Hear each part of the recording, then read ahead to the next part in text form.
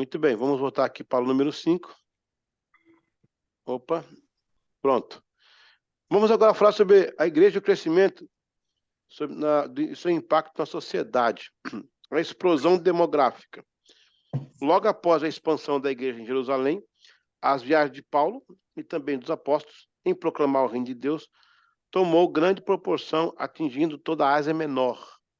A igreja chegou no fim do primeiro século com cerca de 500 mil crentes, meio milhão. Este número bateu a casa de quase 2 milhões já na virada do segundo século para o terceiro século. Esse crescimento foi ininterrupto e cada vez mais alastrante, ao ponto em que o cristianismo finalmente se tornou religião oficial do Estado romano. Bateu a casa dos 10 milhões de crentes e mesmo assim, depois de uma sequência horrível de mortes e assassinatos, os cristãos à espada na arena, com feras e maltratos, agora tendo o império como facilitador da religião, os cristãos chegaram a 60 milhões de adeptos no 10º século. Só que nós temos uma provinha antes, desculpa, eu esqueci aqui, ó. Olha ela aqui, ó. Aqui, pronto. Tem uma provinha aí. Tá vendo ela aí? Vendel, só vai para cima, volta um pouco para cima, só para a gente ver qual é o número do quiz ali. É só para prova 3. Tá, certeza? É porque, da lição 4 a prova 3, sempre é assim, né? Tá certo, Lu? Tá certo. Vamos lá, então? Rapidinho? A gente acabou. Tá facinha, tá facinha. A irmã Miriam vai acertar de 10 agora, quer ver? Não, pastor. Medo. Deixa para amanhã. Não, essa aqui tá legal. Vamos lá. É? Escreva aí. Quem tem o caneco do Teologia tá com sabedoria, né? Aí, ó. Tá aí. Primeiro, primeira questão. A igreja deve ser entendida a partir de A, movimento social, B, organismo vivo e C, manifestação cultural. Uma dessas frases foi falada aqui na aula. A igreja deve ser entendida a partir de movimento social, B, organismo vivo ou C, manifestação cultural. 2. O movimento da igreja eclesiologia é algo A, espontâneo no mover do Espírito Santo, B, social como organização humana, ou C, natural na disciplina e nos grupos culturais. Essa tá fácil, hein? Tá facinho. 3. A igreja é um projeto de quem? De Deus, do homem ou da religião? Essa aí foi de graça mesmo. Tá muito fácil a prova. Nossa, quem foi que fez a prova, hein? 4. A igreja é o corpo de quem? Da filosofia? Da teologia? Ou de Cristo? E o Pedrão deve estar olhando aqui o gabarito aqui embaixo, ó. Tá tudo errado. Eu não sou bobo. Eu não sou bobo. Vou pensar a figura, cara. Se você não existisse, Deus tinha que inventar um cara igual você. Isso é demais, isso é uma benção. Fica mamão com açúcar esse negócio aí. Ok, eu encontrei um músico aqui em Lisboa que ele não acredita que você toca num sax de plástico. Ele não acredita. Ele falou, não pode dar o som. Eu falei, o cara tira. O cara tira o som lá. Aí é só falar para ele pesquisar sobre o saxofone vibrato. Aí ele vai enlouquecer. Pois é, ué. O cara é músico. A hora que ele vibrato, ele vai descobrir que o instrumento é profissional. Ó, pessoal, na aula número 5 agora aí, já tem uma resposta de uma pergunta da próxima prova, hein? Aí, ó. 60 milhões de adeptos aí, ó. Vai cair com certeza quantos adeptos tinham até o 10º século. 60 milhões. 60 milhões. Ok. O contraponto da reforma e o crescimento contínuo, né? Tendo como base um ano divisor de águas, o ano 1000, a igreja tinha atingido, em termos de adeptos, a marca de 22% da população mundial conhecida. O crescimento continuou seu impulso firme até o século XVI. quando houve uma arrefecida. Muitos reinos locais partiram contra a supremacia católica e agora, com a reforma, o grupo se dividirá em católicos, protestantes e reformados. Porém, em termos de todos os cristãos, o crescimento, de acordo com os dados do portal Guia-me, em 1600 havia 580 milhões de pessoas no mundo, das quais 125 milhões de cristãos. Em 1700, 770 milhões, dos quais 155 milhões eram cristãos. Em 1800, havia 900 milhões de pessoas no planeta, dentre elas 200 milhões de cristãos. O primeiro bilhão no crescimento populacional no mundo é superado por volta de 1820, e o segundo meio século mais tarde, aproximadamente em 1925. Em 1900, havia 400 milhões de cristãos no mundo. Interessante isso, hein? Por isso que eu falei no começo da aula, né? Que é uma obra que tem que ser de Deus, cara. Não tem outro jeito. A igreja é um fenômeno. A igreja é um fenômeno. A presença eclesiológica, nossa, ficou feio ali, esclesiológico, meu Deus, esclesado, esclerosado. A presença eclesiológica no mundo odierno.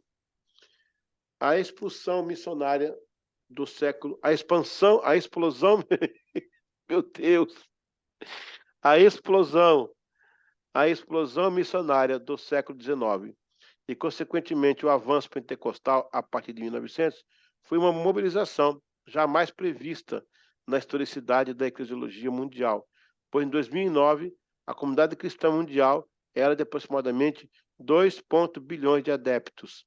Enquanto isso, havia já 1,4 bilhão de muçulmanos. Gente, presta atenção que isso aqui é interessante, tá? Isso aqui é uma análise que a gente tem que fazer como aluno de teologia. Eu vou começar de novo ali, ó. A explosão missionária do século XIX e, consequentemente, o avanço pentecostal a partir de 1900 foi uma mobilização jamais prevista na historicidade da eclesiologia mundial, pois em 2009, agora há pouco, ó, 2009, a comunidade cristã mundial era aproximadamente 2,2 bilhões de adeptos, enquanto que isso havia 1,4 bilhão de muçulmanos. Olha como está perto aí. 838 milhões de hindus, 391 milhões de budistas e 15 milhões de judeus. Os cristãos desses 2 bilhões eram setorizados em 1,3 bilhão de católico romano, 806 milhões de protestantes de várias matrizes e 53 milhões de ortodoxos. É claro que hoje em dia esses números já sofreram mudanças expressivas, mas é basicamente esse quadro aí hoje. Separação, igreja e Estado. A frase separação, igreja e Estado, isso vai cair em prova com certeza, foi importada da fala de Thomas Jefferson em 1802, nos Estados Unidos. Posteriormente, a frase foi oficialmente registrada na Suprema Corte dos Estados Unidos em 1878. Desde que Carlos Magno fundiu o Império Sacrosanto no século VIII, a Igreja exerceu uma supremacia sobre as nações. A partir do século XIV, com o advento dos reinos nacionais, tornando-se independentes, a tendência foi o enfraquecimento da Igreja Católica. A leitura em que a Igreja não deve interferir no Estado e nem o Estado na Igreja criou alguns tipos de segmentos. Por exemplo, isso aqui é muito importante a gente aprender isso aqui, gente. Ó. Estado ateu. O que é um Estado ateu? Não admite nenhuma forma de religião. Ele é totalmente ateu. Estado secular ou Estado irreligioso. Ele não é ateu, ele só não é religioso. Ele não reconhece. O ateu não, o ateu diz que não há Deus. É um Estado que diz que não há Deus. Esse aqui é o Estado secular, um pouco diferente. O Estado não tem uma religião estatal. O Estado laico, que é o caso do Brasil, o Estado não tem igreja oficial, mas tolera as expressões religiosas do seu povo. No caso de vocês na Inglaterra, o Estado aí ele é confessional, né? Ele é anglicano. Estado multirreligioso. Com várias religiões oficiais, o Estado ajuda várias religiões que reconhecem. E quinto, que é o caso da Inglaterra, o Estado confessional ou com religião oficial. Neste caso, a religião é o Estado e domina o país. Na verdade, é aí quando o rei é coroado, né, ele é até ungido.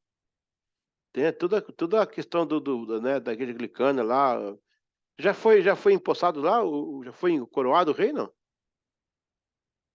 Não, né? Não, né? Sei não. Eu acho que não, acho que ainda não. Então, vai ser ungido, vai ser uma coisa bem religiosa aí, a questão do reinado aí, entendeu? Muito bem. Aqui tem 2 pontos importantes que eu quero destacar. Ó, O voltando crescimento... ao rei aí, Ah, voltando ao rei, se ele não fizer igual Salomão e oferecer sacrifício antes de Samuel chegar, aí ele vai ser empossado. é? Olha, Sim. olha a leitura do jovem. Veja aí, a explosão demográfica, né, no mundo, depois, com a repartição que fez da reforma, a, a igreja sempre esteve à frente, né, de todas as religiões, mas ela está bem perto agora dos muçulmanos e partidada, né, e partida, né, em várias religiões que o mundo aí oferece. Então, é necessário que a igreja possa implementar mais o seu poderio de evangelização, né? Outro ponto aqui interessante são os tipos de estados que a gente estudou aqui, ó, para você classificar um por um e entender mais ou menos. E com relação à separação da igreja e Estado, isso é uma discussão que é muito interessante, porque, embora, né, no caso do Brasil, o caso dos Estados Unidos, a própria Inglaterra, né, o nosso conceito básico de vida social é o judaico-cristão. Pode ver, a gente não. O Brasil é laico, mas ele tem o dia da Aparecida, tem o dia do Santo, tem não sei o quê, tem o Natal, tudo isso é religioso. Por isso que é holiday, né? Apesar que na Inglaterra holiday é férias, né? Mas não deixa de ser um dia santificado, né? Que é santificado. Então, assim, mesmo que o Estado não seja um Estado religioso, ele tem uma forte influência daí o porquê do tamanho da igreja, né? E como ela exerceu influência sobre os povos. Destacar também nessa aula aqui que até o século VIII, no caso do século IX, o século VIII, né, já é entrando para o nono. Apareceu uma figura chamada aí o Carlos Magno, né, que ele uniu o Império Sacrosanto Germano. Ali ele conseguiu fundir ali, ficou a Igreja Católica como o Império Sacrosanto sobre todos os impérios. Ele tinha um filho chamado Pepino. E esse Pepino, ele fazia muita confusão. Onde o Papa passava, ele tinha raiva porque o Papa não deixava cantar na igreja, né? O cântico era só para os monges. Aí ele tinha raiva, ele ensaiava corais. Quando o Papa passava de carruagem, ele ia cantando atrás. Fazia muita confusão. Daí porque se originou a palavra, você vai descascar esse pepino aí, ó, tá com pepino na mão para descascar. Disse rapaz aí, que era muito bagunceiro, fazia muita confusão com o Papa. Era o Pepino, né? O nome dele era Pepino, ficou o pepino para descascar. Mas não vai cair na prova, não. Isso é só um bônus aí, Paulo, entendeu? Então, assim, a expressão da igreja no Estado foi muito forte. O único mal que teve aí é que a igreja, por ser o que ela foi, supremacia, ela se envolveu com a política, com o dinheiro, né? Com a promiscuidade. E hoje, aqui na Europa, a gente sente aqui na Europa a aversão à igreja, por causa da historicidade que veio, né? Junto com o pessoal aí. Ok, alguém vai comentar alguma coisa aí? Bom, vamos aí colocar aí, para a gente fechar aí para a provinha.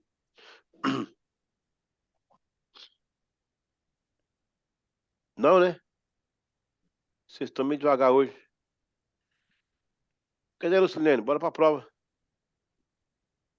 Vamos lá. Eu não falei que caiu na prova? Caiu. Primeiro, pergunta. O impacto do crescimento da igreja... vocês fazem o gabarito aí, por favor, tá, gente? O impacto de crescimento da igreja registrado até o 10º século foi de aproximadamente A, 70 milhões de pessoas, B, 60 milhões de pessoas, de cristãos, ou 90 milhões de religiosos. Entenda que na própria resposta tem um jabuti aí. A Lucilene está sem bateria no celular. Ah, tá bom. Por isso que eu tenho na prova aqui, ela que lê a prova, né? Para me descansar a garganta. Então tá. A própria resposta tem um jabuti nela aí, tá? Já tá colocado aí, ó. Alguém tá rindo aí porque deve ser a Geis. Não, é a Emília mesmo. A Emília mesmo, né? 2. O primeiro bilhão de pessoas, segundo pesquisa da GIEM, foi alcançado em 1780, 1796 ou 1820. Essa aí todo mundo vai dançar.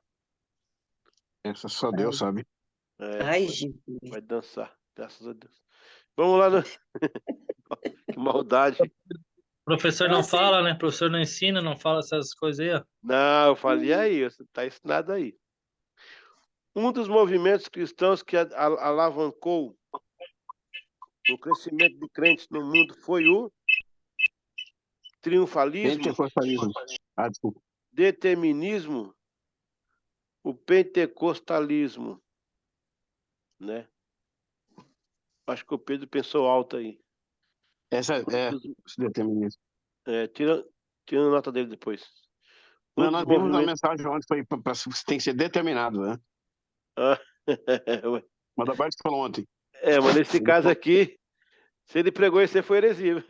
Brincadeira. Ele falou lá, o Adalberto falou lá no testemunho da irmã que nós temos que ser determinado. Então, determinismo. Vai nessa, vai tomar um 0 aí. Depende de como você coloca a palavra, né? Claro. A fraseologia separação de igreja e Estado, no modo mais simples de entender, seria: A igreja deve ser banida do Estado. B, o Estado deve ignorar a igreja. Ou C, a igreja deve não interferir no assunto do Estado e nem o Estado nos assuntos da igreja. Ok? Ok. Esse está sendo o maior problema da atualidade. Eu vou abrir agora aí 5 minutinhos para você elencar algum dos pontos que nós colocamos aí.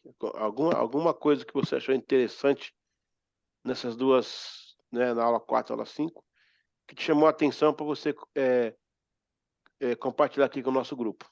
Amém? Na verdade, eu vou já abrir essa fala aí.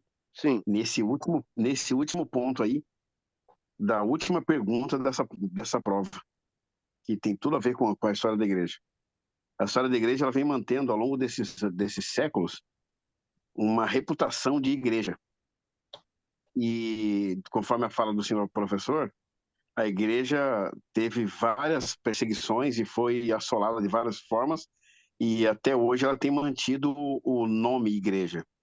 Só que essa última pergunta dessa resposta que está aí na pergunta, ela fala sobre a igreja se envolver ou não no Estado e o Estado não se envolver com a igreja.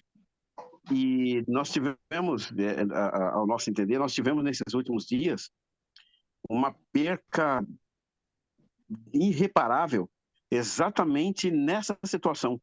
A igreja se envolveu com o Estado e o Estado se envolveu com a igreja. E hoje nós estamos vendo a igreja no Rio de Janeiro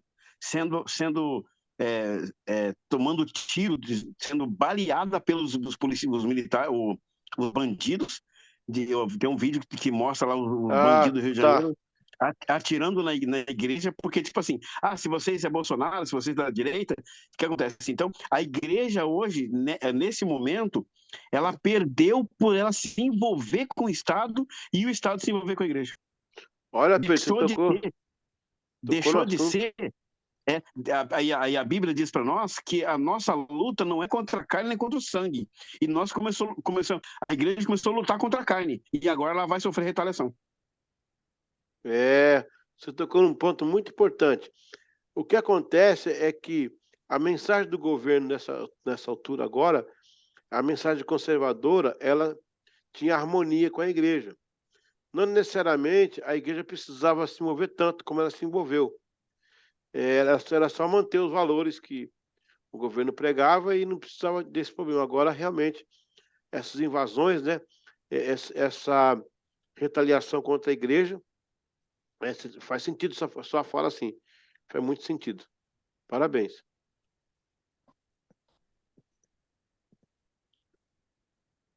Mais alguém arrisca? Algum ponto que chamou a atenção que você queira externar para a gente?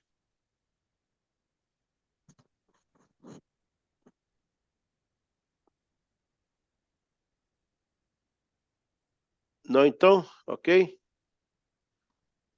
Então, vamos dar aí 5 minutos para dar uma descansada. Eu tenho que sair aqui e voltar. Beleza? Vamos lá.